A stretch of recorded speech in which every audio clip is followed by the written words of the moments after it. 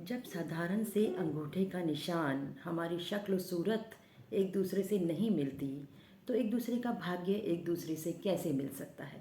सबका भाग्य अलग होता है, सबके कर्म अलग होते हैं और उसके हिसाब से ही सबको आगे का जीवन तय करना पड़ता है। और जो मिला है उसमें संतुष्टि होनी ही चाहिए, क्योंकि भगवान ने आपको जो भी दिया है वो आपके जीवन के हिसाब से उत्तम दिया है। और जब ये एहसास हो जाए तो आपको कभी किसी से कोई शिकायत नहीं होगी, क्योंकि एहसास वो दिव्य शक्ति है जो आपको पार लगाती है।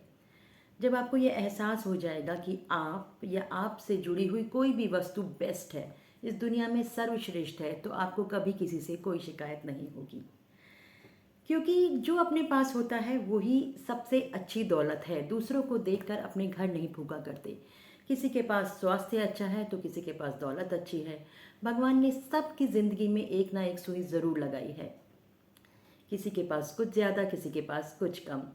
अब बहुत दूर क्या जाए, मैं एक औरतों का ही एग्जाम्पल आपको देकर बताती हूँ। मज़दूर औरतें पूरे 9 महीने, जब वो प्रेग्नेंट होती हैं तो पूरे 9 महीने तक काम करती हैं और डिलीवरी के बाद भी 1-2 दिन में ही उठकर अपने काम पे लग जाती हैं, क्योंकि वो इस एहसास में जीती हैं कि हमें गड्ढा खोदना है, खाने के लिए अपना सामान पैसा निकालना है। कुछ काम करेंगे तो पैसा आएगा, तो गड्ढा खोद के पैसा निकालना है और उसके बाद ही अपना जीवन यापन करना है। तो ये एहसास उन्हें बैठने नहीं देता। और वहीं जो अमीर घर की औरतें होती हैं उनको पूरे 9 महीने भी उनका बेड रेस्ट या इस तरह से अपने आप को जीवन उनका बन जाता है कि भाई नहीं, हम प्रेग्नेंट हैं, जैसे कोई बीमारी लग गई हो उनको और वो कोई काम करना नहीं चाहती। कई औरतें, मैं सबका बात नहीं कर रही, कई औरतें अपना जीवन यापन कुछ इस तरह करती हैं और डिलीवरी के बाद भी 40-40 दिन आराम करना, खूब सामान खाना, फिर परेशान होना, बीमारियां लगा लेना। तो ये एहसास के ऊपर डिपेंड करता है कि आप एहसास, अपनी अंतरात्मा, उसको समझिए, जानिए और उसके हिसाब से फैसले कीजिए। चलिए एक कहानी सुनाती हूँ। एक बार एक बहुत ही ज्ञानी पंडित कहीं रहते थे, लेकिन वो वहाँ से कहीं दूर जंगल में चले गए। लेकिन लोगों को भनक लग गई कि वो कहाँ गए हैं और कुछ लोग उनके पीछे पीछे घने जंगल, पहाड़ियाँ, समंदर सब पार कर करके उनके पीछे पहुँच गए और उनको कहा, आग्रह किया कि हमारी समस्याएं सुलझाइए। तो गुरुजी ने कहा कि आप इंतज़ार कीजिए, मैं आता हूँ। इंतज़ार करते करते ही 3 दिन बीत गए और इतनी देर में और ज़्यादा भीड़ जमा हो गई। 3 दिन बाद जब पंडित जी उनसे मिले तो सब ने अपनी अपनी समस्या कहनी शुरू कर दी। पंडित जी ने सबको शांत किया और कहा कि देखो, आज मैं तुम्हारी समस्या सुनूंगा। मैं आज तक भी तुम्हारी समस्याएं सुनता आया हूँ, लेकिन मुझे भी अब ध्यान लगाना है, मुझे अभी भगवान की साधना करनी है, तो मुझे उसके लिए एकांत चाहिए। लेकिन तुम लोगों के इतने आग्रह और प्यार के कारण मैं आज तुम लोगों से मिल रहा हूँ। लेकिन आज के बाद ये सुनिश्चित करें कि आप मुझे कोई तंग ना करें, क्योंकि आज के बाद मैं एकांत चाहता हूँ। तो आपकी जो जो समस्याएं हैं मुझे सुनाइए, बताइए, मैं उनका समाधान करने की कोशिश करूँगा।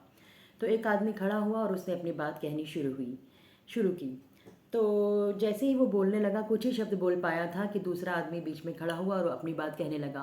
क्योंकि सबको ये पता था कि इतने सारे लोग हैं, सबकी बात नहीं सुन पाएंगे पंडित जी, तो हम कैसे ना कैसे पंडित जी तक अपनी समस्या बता दें, समझा दें, उन तक पहुंचा दें, ताकि वो हमारी समस्या का निदान करें और हमें उसका समाधान बताएं कि हमें इससे कैसे निजात पाना है। लेकिन वो एक के बाद एक के बाद एक के बाद वो बोल रहा है, वो शुरू हो गया, वो बोल रहा है, वो शुरू हो गया। पंडित जी तक ना तो बात पहुंची, ना ही समाधान हुआ और एक मछली बाजार सा बन गया वहाँ पर। तो पंडित जी ने जोर से आवाज़ लगाई, हुंकार भरी और सबको शांत रहने के लिए कहा और कहा कि ऐसे में किसी की समस्या ना तो सुन पाऊंगा, ना ही उसका समाधान निकाल पाऊंगा। सबसे अच्छा तरीका ये है कि एक एक कागज़ लीजिए और उस पर अपनी समस्या लिख दीजिए और इस टोकरी में डाल दीजिए। सब ने ऐसा ही किया, अपनी समस्या लिखी और उस टोकरी में डाल दी। पंडित जी ने उस टोकरी को ज़ोर ज़ोर से हिलाया और एक आदमी को उठा के कहा, सबके पास घुमाओ। सबको एक एक पर्ची उठानी है और उसमें जो समस्या है उसको पढ़ो, अपने मन में पढ़ो। और सब ने ऐसे ही किया, अपने एक एक पर्ची उठाई और वो समस्या पढ़ी। लेकिन वो पढ़ते ही सहम गए।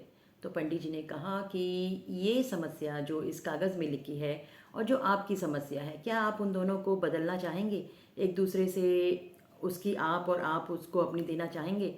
तो सब व्यक्तियों को लगा कि नहीं, जो उनके पास भगवान ने उनको समस्या दी हुई थी, उनकी ज़िंदगी में जो सुई लगी हुई थी वो शायद कम तीखी थी, कम पैनी थी, वो शायद कम थी, और जो दूसरों की ज़िंदगी में समस्याएं हैं वो हमसे ज़्यादा गहरी हैं।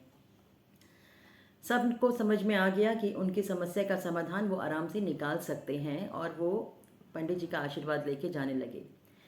यही मैं कहना चाहती हूँ कि सबको अपनी अपनी ज़िंदगी में अपने अपने कर्मा के हिसाब से उनका जीवन तय होता है।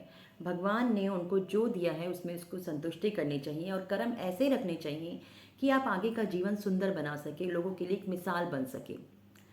और मैं एक बात और सुंदर कहना चाहूँगी कि दिन में एक बार अपने दिल की अदालत में ज़रूर जाया करें, क्योंकि वहाँ कभी गलत फैसले नहीं हुआ करते।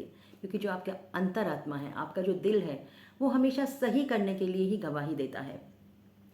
हमेशा उसकी सुनिए और अपने जीवन को उस दिशा में ही आगे बढ़ाइए जो आपके लिए, आपके परिवार के लिए और आगे वाली आने वाली पीढ़ियों के लिए भी आप एक मिसाल बनकर सबके सामने आ सके।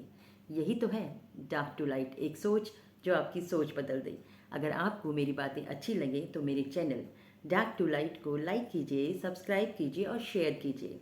और अपनी भी बातें आप इस मंच पर कमेंट बॉक्स में जाकर साझा कर सकते हैं।